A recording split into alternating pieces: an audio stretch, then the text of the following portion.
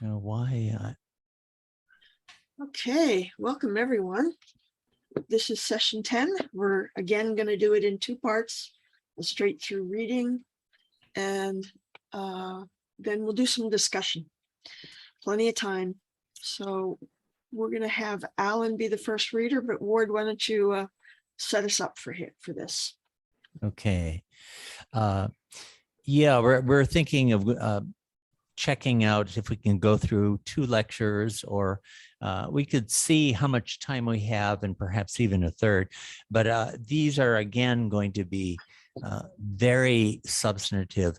The first of these, the one you can see, 12th December, is less so. It's kind of recapitulating the divine theme categorized as states. It's almost like a early approximation of the 10 States of God chapter. The second lecture, he's going to give some really new, well, some of this we've seen before, but he's going to develop more the gross and the subtle. And then the division of energy into 7 parts, which is going to be a major topic. And then the 5 states of sound, of wakefulness, dream, sound sleep, divine dream, and divine awakening. So we've really got a lot of stuff today, I would say. So this is 12th of December. He began on the 2nd, so he's 10 days into it.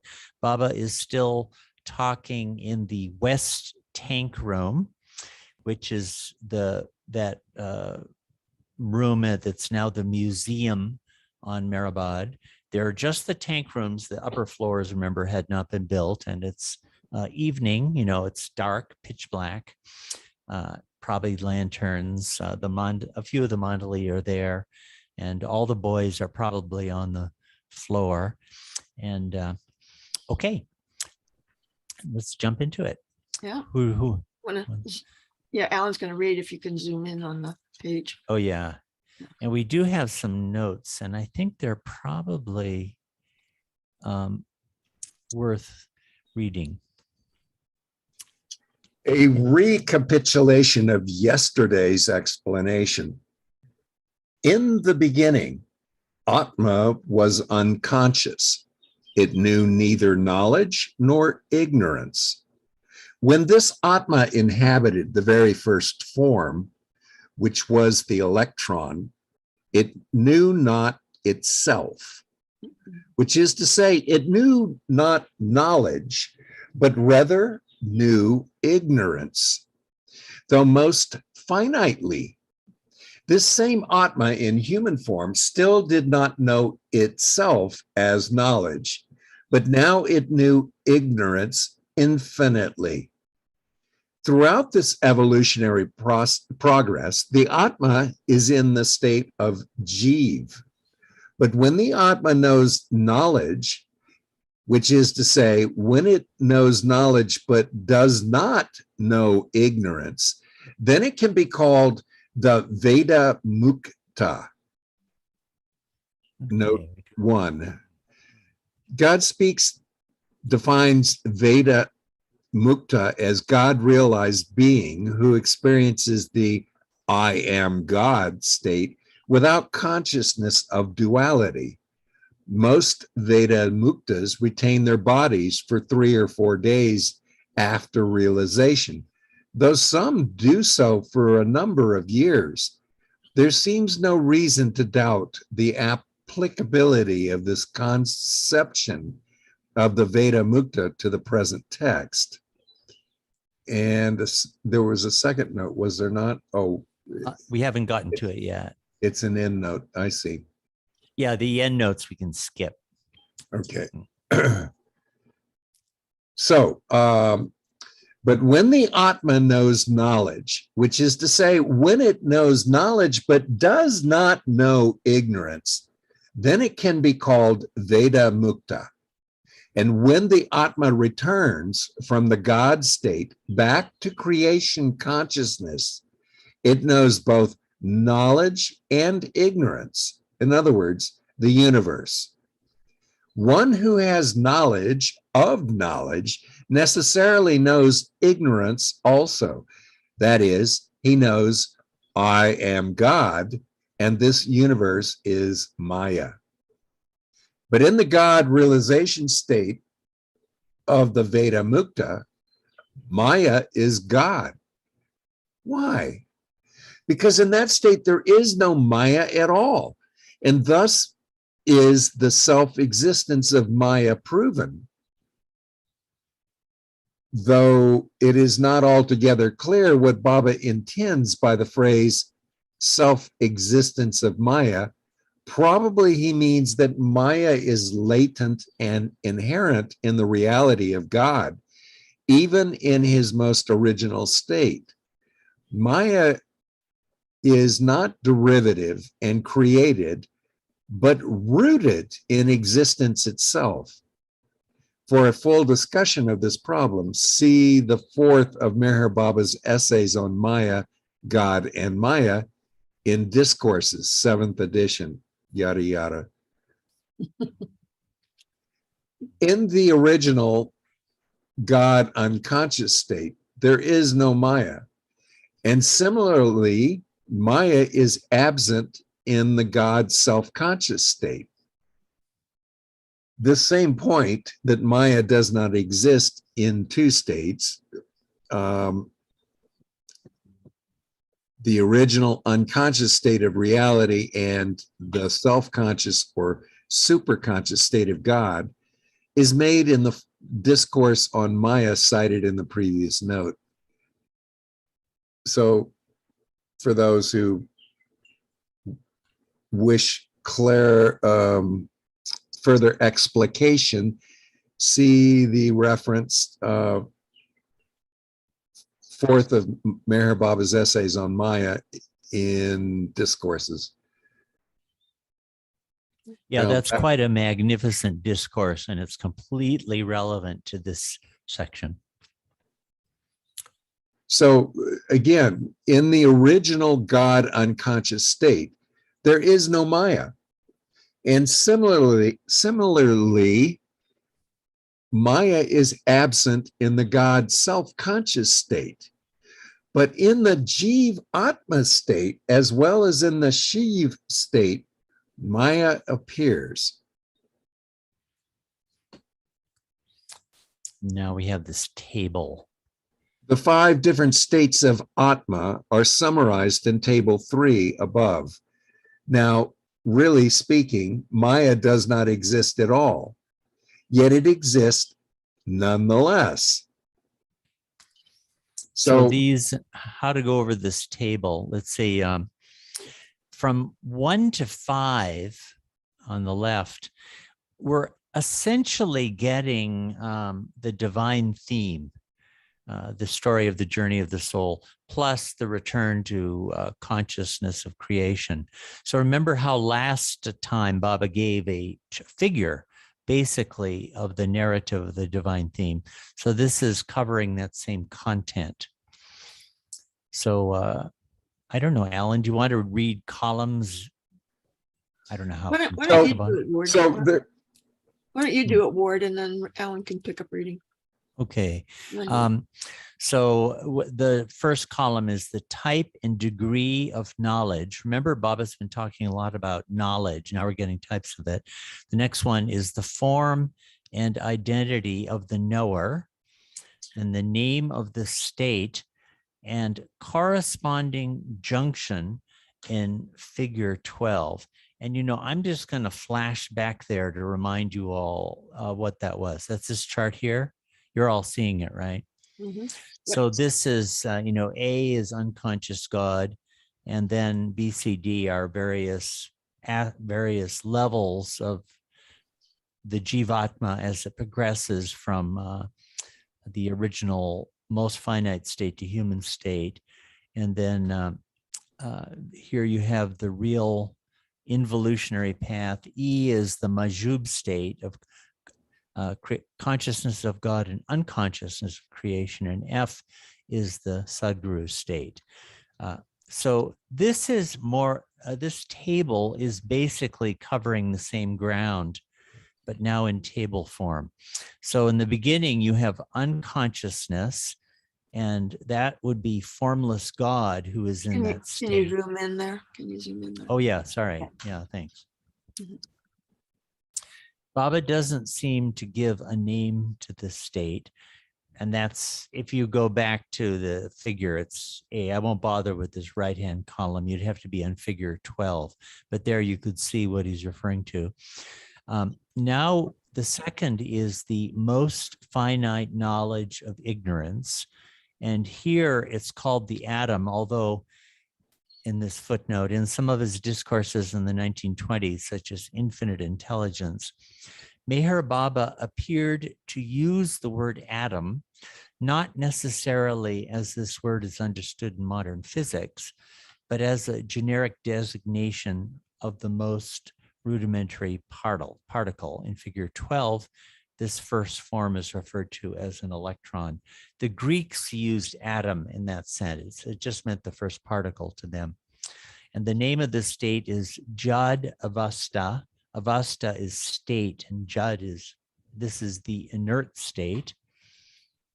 Now in 3, you get human form. So atom to human is the entire evolutionary journey. And here you have complete knowledge of ignorance. And the name Baba gives to this is Manushya Avasta. Manushya means mankind, and Avasta is state, or the state of mankind. That means gross conscious humanity. And now the fourth is the Majub God realization state, complete knowledge of self, Majub or Vida Mukta. We just had Vida Mukta explained. The Majub is conscious of God and unconscious of creation. And here he calls it Ishwar Avasta. Now, this is not at all the same use of Ishwar as we get in Infinite Intelligence. Baba would use these words in different ways, and Ishwar in India just means God a lot of the times. So the state of Ishwar, or God, in Infinite Intelligence, Ishwar is creator, preserver, destroyer, or the third state of God, or the state of God located on the Om point in some of the charts we've seen. It doesn't mean that here. And the number 5, now we get a perfect master, complete knowledge of self and Maya. He calls this a Salik. In Infinite Intelligence, he'll call it a Salik Sadguru. Salik is one who is conscious of the environment and the world. And he calls this Shiv Avasta, or the state of Shiv. Again, these are all the terms that appeared in the source manuscript. So this is kind of another, I'll just go back real quickly to, once again, to this. It's a table version of this. This shows the very same stuff in figure form. Okay. Ward, in row 3 of the table, there's the spectral array from red to blue. Is there any particular significance to that, or is it just to reflect the variety of existence? Yeah, that was done by me and Nadia. Of course, the original has nothing like that. But we thought to show the array of a creation and illusory existence. That was the thought there. So the 5 states of Atma are summarized in table 3 above. Now, really speaking, Maya does not exist at all, yet it exists nonetheless.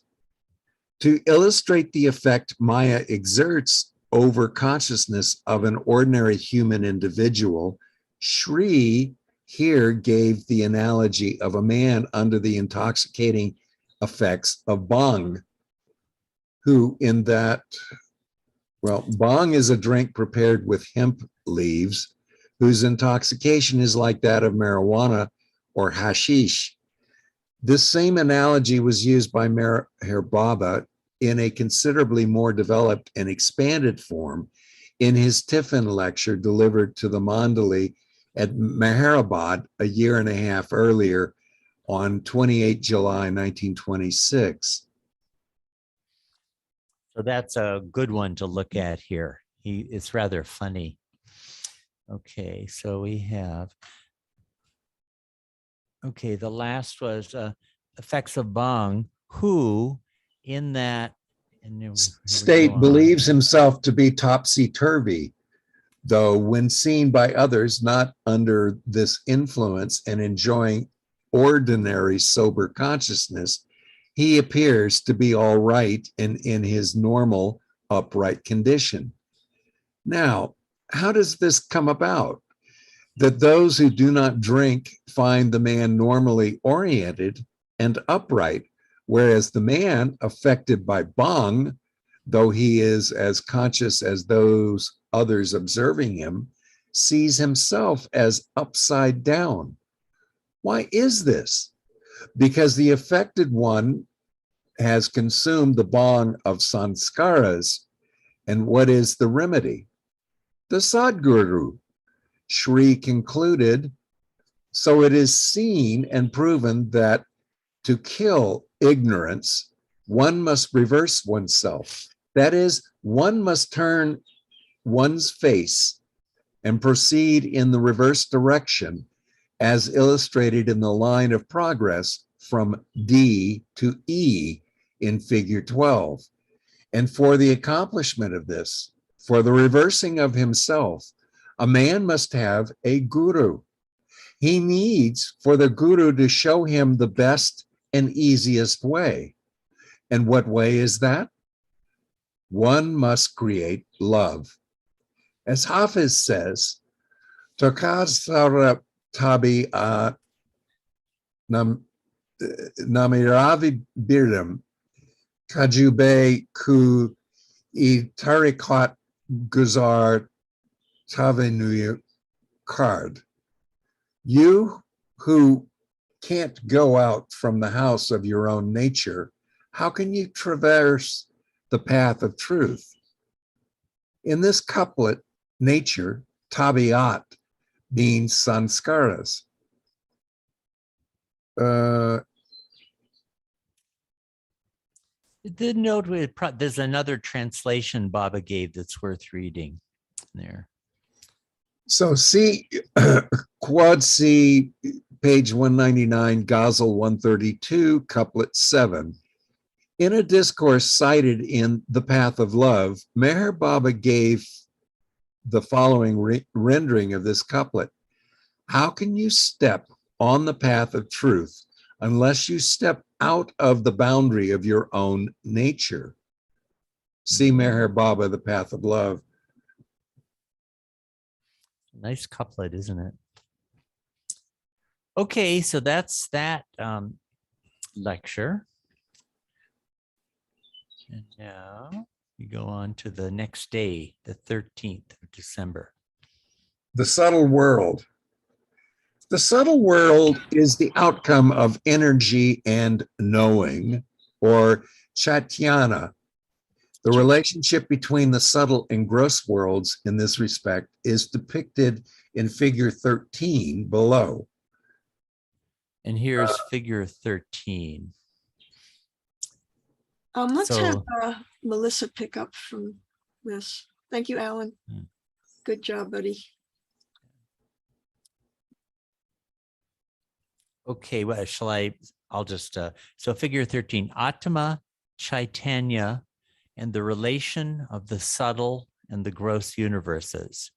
We've had a little bit of this before, but now we have the most foregrounded and explicit version. So on the right-hand side, you have the gross universe and the subtle universe.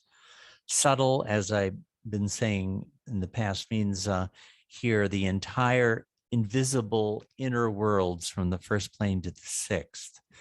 So on the left, it's identical. Atma and Atma, whether you're gross conscious or subtle conscious, it's Atma. Either way, there's no change there.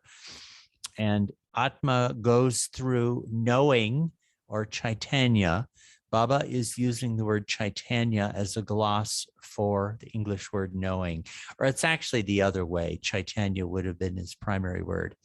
And in both cases, whether you're gross conscious or subtle conscious, you do have knowing or Chaitanya in one form or another. But what you know or experience is gross sphere would be form or akash. This question came up yesterday, and here it is again. Akash is space or emptiness, and that's being correlated with form. The emptiness of form seems to be a theme. And on the subtle level, energy or pran. Pran is energy is an English gloss for pran. So that's that table. Okay. The subtle world. The subtle world is the outcome of energy and knowing, or Chaitanya. The relationship between the subtle and gross worlds in this respect is depicted in figure 13 below. Yesterday, we dealt with Atma, knowing, the universe, and Akash. We now mark and take note of the fact, as shown in figure 13, that the Atma and the knowing occupy the same position in both rows. The difference arises in the next column in connection with form, Akash, and energy, Pran. We note further that the subtle universe has connection with energy, or Pran, and the gross universe has connection with form, or Akash. Later, we will go on to prove that the gross is the outcome of the subtle. For now, we will deal with these, the subtle and the gross, separately. Okay. And now we're going to get some keys. All right. Key to figure 13 on previous page. This comparatively simple diagram depicts the relation between the gross and subtle spheres. And in creation and its causes, Baba uses the word subtle to designate the entire inner world from the first plane through the sixth, thus encompassing what in later books he called the subtle and mental spheres. Figure 13 accentuates the point that Atma and knowing, or Chaitanya, pertain equally to the gross and the subtle. In the gross, however, Akash manifests as form, whereas in the subtle, Pran expresses itself as energy. Now let me just check. We might do well to read, let me see. Yeah, let's read a little bit of this. And when we get down below, we'll go back to the figure. Turning to the subtle, we find that in you human beings, both Atma and energy, Pran, are present. When this energy first manifested itself, it divided into 6 divisions. And this note we probably should read. In other genetically related texts, the number is given as 7. Possibly the 6th that appears here is erroneous. Then again, possibly it registers recognition that while the division that occurs within Pran is 7-fold, the 7th division is distinct from the others. For further discussion, see the associated endnote 2. When this energy first manifested itself, it divided into 6 divisions. How this happened and what exactly occurred will be treated later on. Previously, we compared this energy with movement. This movement acquired 6 divisions, all of them appearing at one and the same time. One could liken this to the sudden movement of a serpent who, disturbed and awakening from sleep, curls and forms many coils all at once, and immediately in a process too quick to be perceived. Figure 14 on the previous page depicts the emergence of the subtle and gross universes out of the original formless God state and the partitioning of the subtle into 6 parts. So let's go Now- back to this figure now. Yeah. So. Will you be say, describing that a bit, or do you want me to read the labels? Why don't I describe it? And Yeah. then we're going to have a key on the left. So this is the emergence of the gross and subtle universes out of formless God. So these, we had a lot of questions about how to use the source material, Nadia and I, and we decided to put this in. This may be depicting it happening. This is formless God, and this is the next point, formless God up top. And you see the gross and the subtle. Anyway, let's come right to this one. This is where you can really see it. The gross is the outer circle, and it's single. Baba always insists that the gross is single, whereas the subtle divides into different layers. And these are divisions in the subtle world. And we have this little squiggly line here, which appears to be a drop in evolution, making its progress through the gross sphere. In evolution, you're just gross conscious. And here you have the creator point.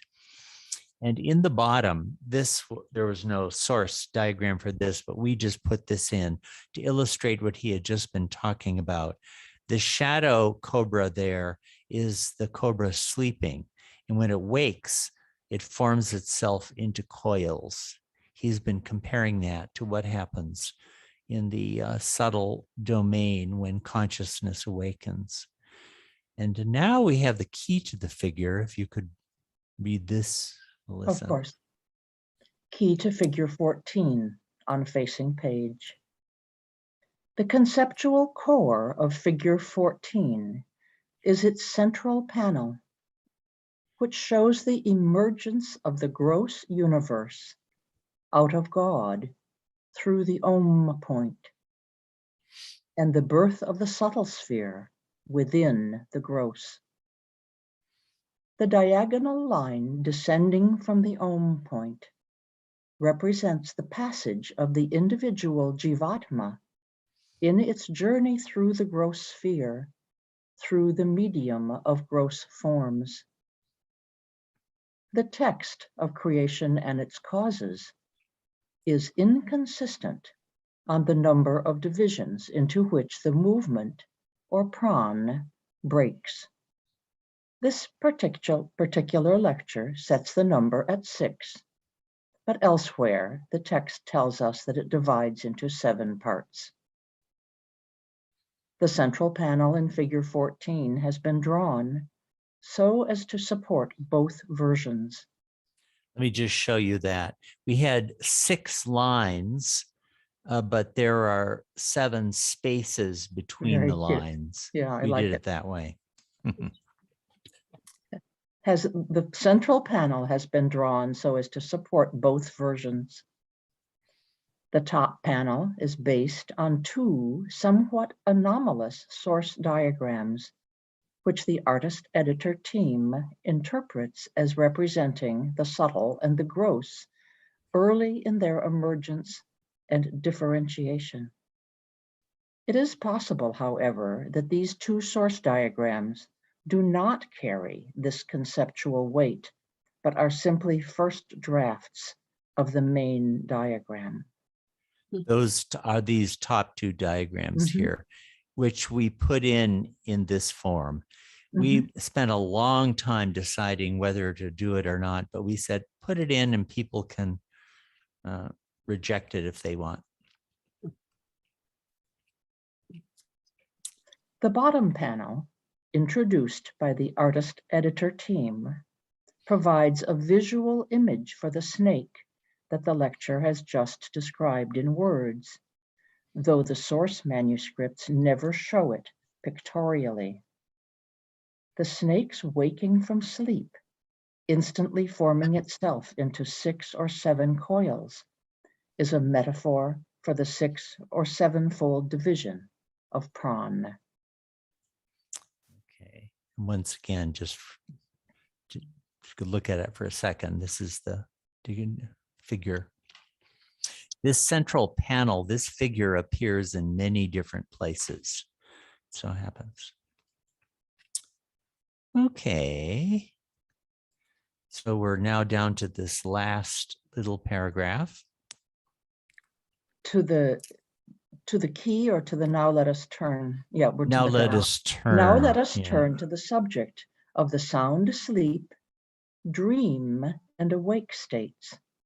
These are depicted in figure 15 on the facing page. So I'll comment on this a little bit. These 5 states are from 1 to 5. The ordinary awake, this ordinary is like what we experience, ordinary gross conscious people. The ordinary awake state, the ordinary dream state, the sound sleep state. Okay, so all of us gross conscious people go through these. Then 4 is the divine dream, and that would be the state experienced by people on the planes of consciousness. Baba calls it an infinite intelligence. He goes over this a lot, divine dream. And the 5th is divine awakening. That's God realization of self. And so A is the Atma, which never changes through all of this. It always is what it always was, the true self. And B, Baba, apparently, we have a picture of it, Baba in this kind of pillbox cap. That was kind of the cap that everybody wore. So he apparently used it to illustrate these 5 states. So here in the ordinary awake state, you have the inside of it facing this way. Here it's at a slant. Now, when you're a sound sleep, we put this, the direction we face while proceeding to the ordinary states. When you're sound asleep, you have no consciousness at all, but the orientation is this way. So you keep cycling from sound sleep to dream to wakefulness to dream to sound sleep to dream to wakefulness. But in when you get on the planes of consciousness, your orientation is this way now. So Baba used his cap in this sense. And in God realization, you're conscious of self only. So that's the, so ordinary human beings experience 1 to 3. Baba would use the word yogis back in those days to designate pilgrims on the path.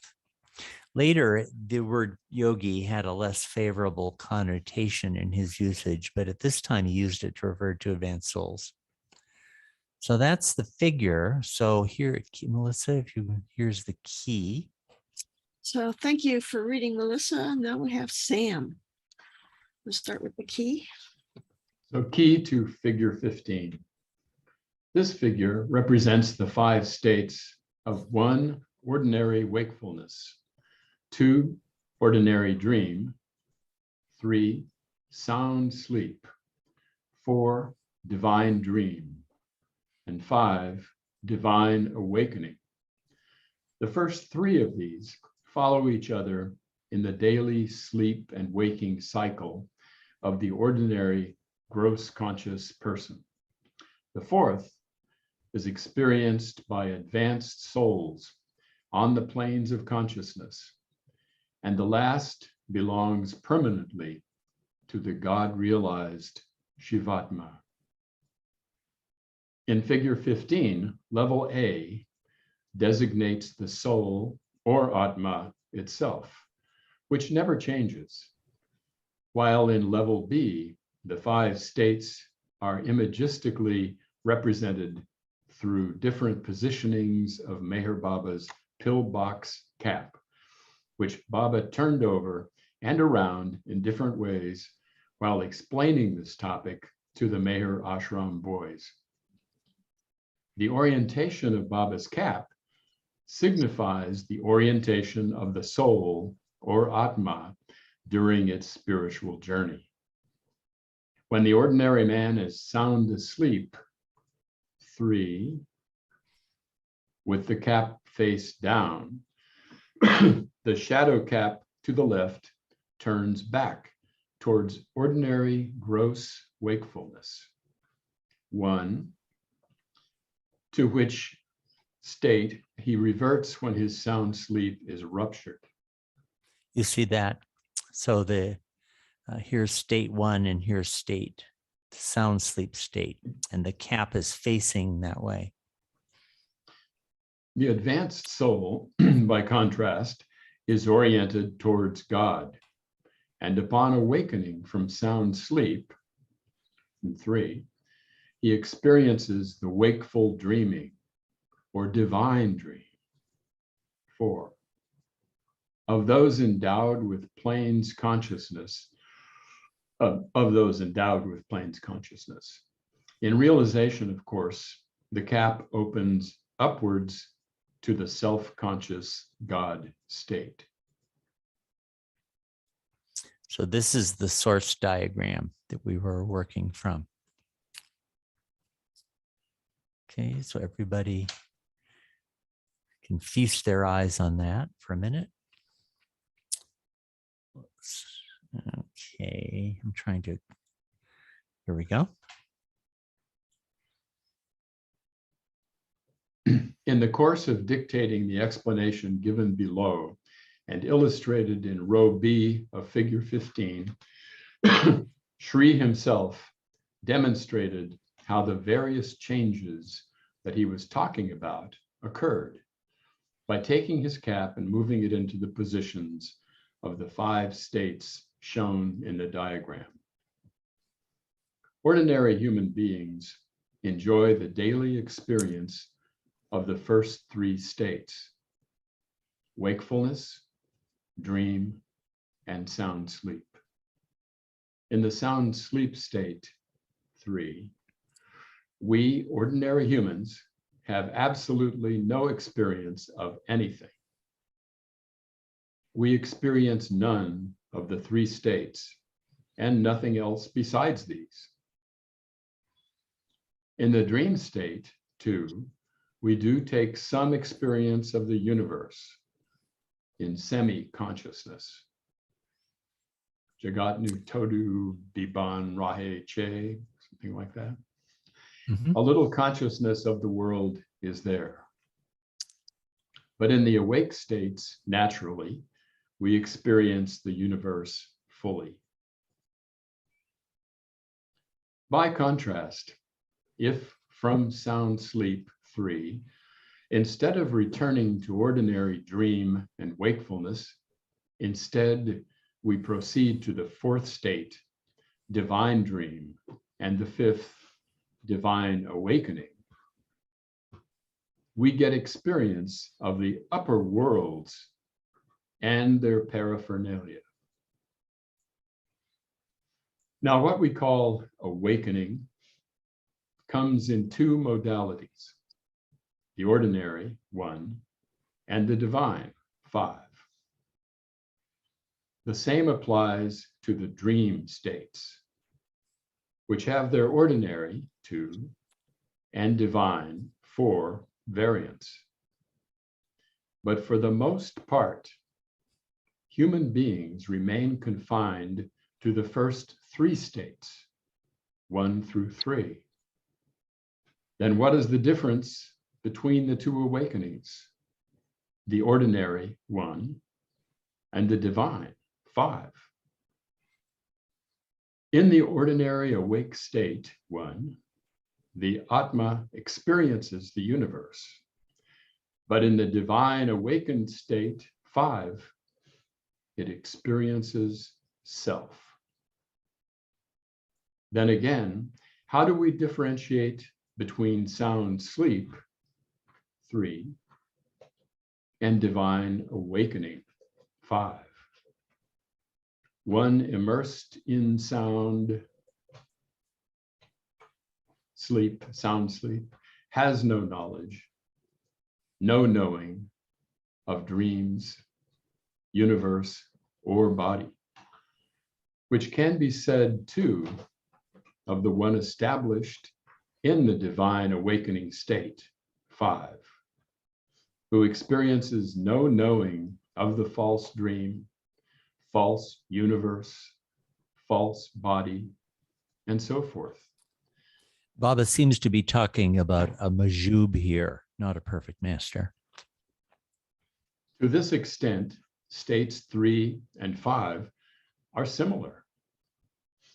But the difference is this: the man in state 1 does not know self, while the man in state 5 does know it.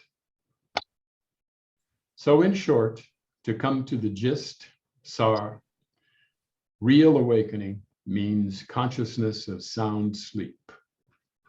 That is, sound sleep in the awake state. Realization then entails remaining fully awake in sound sleep. But the one who comes back down after realization for the sake of duty towards creation knows all of these states, 1 through 5. Okay, that's the end of that lecture. Well, let me How are we- pause. Let me pause the Hmm. recording for a second and let's just have a little discussion. Do we want